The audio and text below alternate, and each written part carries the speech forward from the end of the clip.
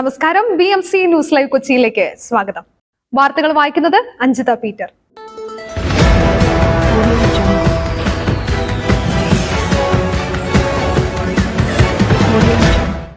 ഈ വാർത്തകൾ നിങ്ങൾക്കായി അവതരിപ്പിക്കുന്നത് Cochin Kalabhavan Angamaly franchise, powered by hi life Thottakattukara, Josh Mall Mookkannoor, cleanser, BMC film production and Nazareth villas.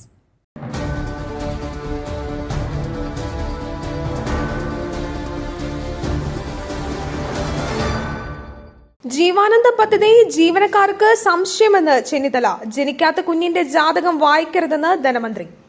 സർക്കാർ ജീവനക്കാരുടെ എതിർപ്പ് ഏറ്റുവാങ്ങിയ സർക്കാർ ഇതുപോലെ വേറെയില്ലെന്ന് രമേശ് ചെന്നിത്തല. ജീവാനന്ദം പദ്ധതി ഉപേക്ഷിക്കണം. ശമ്പളവും ക്ഷാമബത്തയും വരെ മുടങ്ങിയ ജീവനക്കാർക്ക് ജീവാനന്ദം പദ്ധതിയിൽ സംശയമുണ്ട്. സർക്കാർ ജീവനക്കാരോടുള്ള ക്രൂരത സർക്കാർ അവസാനിപ്പിക്കണമെന്ന് ചെന്നിത്തല പറഞ്ഞു. എന്നാൽ ജനിക്കാത്ത കുഞ്ഞിന്റെ ജാതകം വായിക്കരുതെന്നായിരുന്നു ധനമന്ത്രിയുടെ മറുപടി.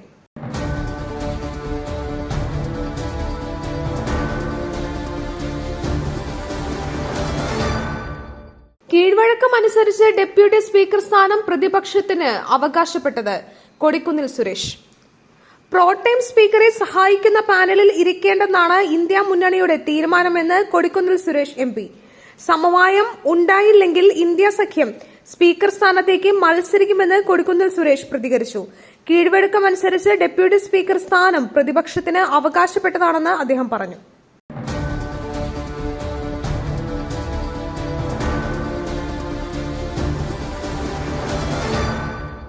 കോട്ടയത്തെ തോൽവിക്ക് കാരണം മുഖ്യമന്ത്രിയുടെ നിലപാടുകൾ.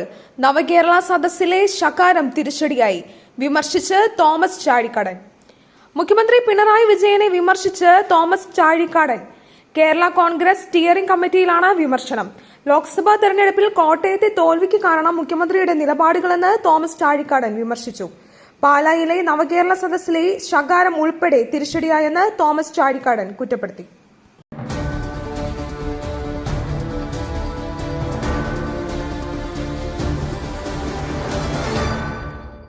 തിരുവനന്തപുരത്ത് ഇന്ധന ടാങ്കർ മറിഞ്ഞു. പ്രദേശവാസികൾക്ക് ജാഗ്രതാ നിർദ്ദേശം.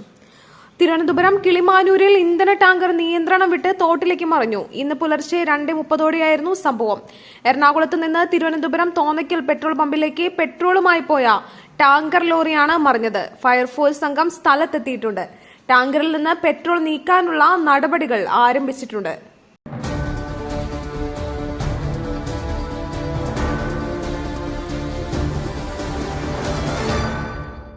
നിയമസഭയിൽ മന്ത്രിമാരുടെ സീറ്റുകളിൽ മാറ്റം. രണ്ടാമനായി KN ബാലഗോപാൽ. നിയമസഭയിൽ മന്ത്രിമാരുടെ സീറ്റുകളിൽ മാറ്റം. K രാധാകൃഷ്ണന് പകരം ധനമന്ത്രി KN ബാലഗോപാലിന് രണ്ടാമനായി മുഖ്യമന്ത്രി പിണറായി വിജയന് സമീപത്ത് സീറ്റ്.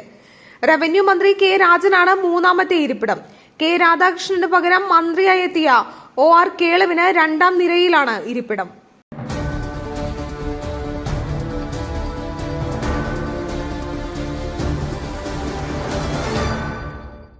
രാഹുൽ ഗാന്ധി പ്രതിപക്ഷ നേതാവാകണം. വടകരയുടെ വികസനക്ഷേമ പ്രവർത്തനങ്ങൾക്ക് പ്രഥമ പരിഗണന. Shafi Parambil. Pro tem speaker, NEET, net വിവാദങ്ങൾ എന്നിവയുമായി ബന്ധപ്പെട്ട് കേന്ദ്ര സർക്കാരിനെതിരെ വലിയ പ്രതിഷേധം നടക്കുകയാണെന്നും ഈ വിഷയങ്ങൾ ശക്തമായി പാർലമെന്റിൽ ഉന്നയിക്കുമെന്നും നിയുക്ത MP ഷാഫി പറമ്പിൽ പറഞ്ഞു. കഴിഞ്ഞ തവണത്തെ പോലെ അവഗണിക്കാവുന്ന ശക്തിയല്ല പ്രതിപക്ഷം. ഇന്ത്യ മുന്നണിയുടെ ശബ്ദമാവുക എന്നത് പാർലമെന്റിന് അകത്തെ ഉത്തരവാദിത്തമാണ്. നിയമസഭയിൽ ഒരുപാട് അവസരങ്ങൾ ഉണ്ടായിരുന്നു.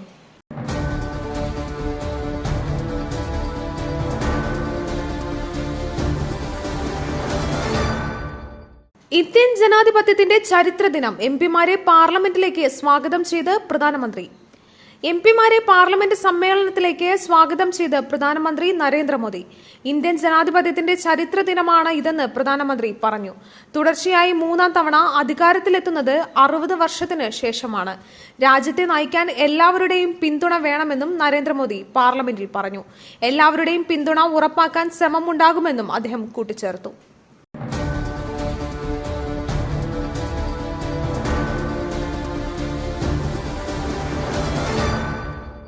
വാഴക്കോട് കാട്ടാനയുടെ കൊമ്പെടുത്ത സംഭവം 1 വർഷം കഴിഞ്ഞിട്ടും കുറ്റപത്രം നൽകിയില്ല. 11 പ്രതികളും പുറത്ത്. വാഴക്കോട് റബ്ബർ തോട്ടത്തിൽ വൈദ്യുതി ആഘാതമേൽപ്പിച്ച് കാട്ടാനയെ കൊന്ന് ഒരു കൊമ്പിന്റെ പകുതി മുറിച്ചെടുത്ത സംഭവത്തിൽ കുറ്റപത്രം നൽകിയില്ല. സംഭവം നടന്നിട്ട് 1 വർഷം പിന്നിട്ടു. പ്രതികളിൽ നിന്നും പിടിച്ചെടുത്ത പകുതി കൊമ്പും ആനയുടെ ദേഹത്തുണ്ടായിരുന്ന പകുതി കൊമ്പും ഒന്നാണോ എന്നറിയുന്നതിനായുള്ള ഐഡന്റിഫിക്കേഷൻ പരിശോധന നടത്തുന്നതിന് തിരുവനന്തപുരത്തുള്ള രാജീവ് ഗാന്ധി ഇൻസ്റ്റിറ്റ്യൂട്ടിലേക്കോ അല്ലെങ്കിൽ ഹൈദരാബാദിലെ ലാബിലേക്കോ അയക്കണം. ഇതിന് കോടതിയുടെ അനുമതി ലഭിക്കേണ്ടതായുണ്ട്. ഉദ്യോഗസ്ഥരുടെ സ്ഥലമാറ്റം, പാർലമെന്റ് തെരഞ്ഞെടുപ്പ് മുതലായവ കാരണം കുറ്റപത്രം സമർപ്പിക്കാൻ വനം വകുപ്പ് ഉദ്യോഗസ്ഥർക്ക് കഴിഞ്ഞിട്ടില്ല.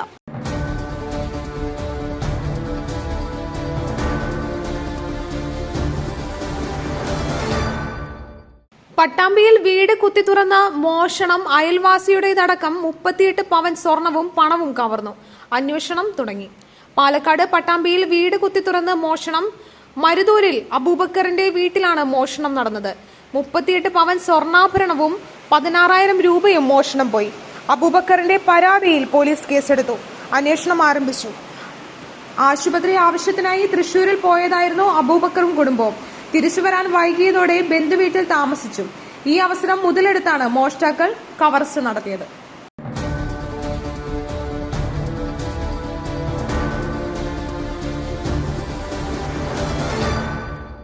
മറ്റൊരു വാർത്തയുമായി കണ്ടുമുട്ടുന്നതുവരെ നന്ദി, നമസ്കാരം.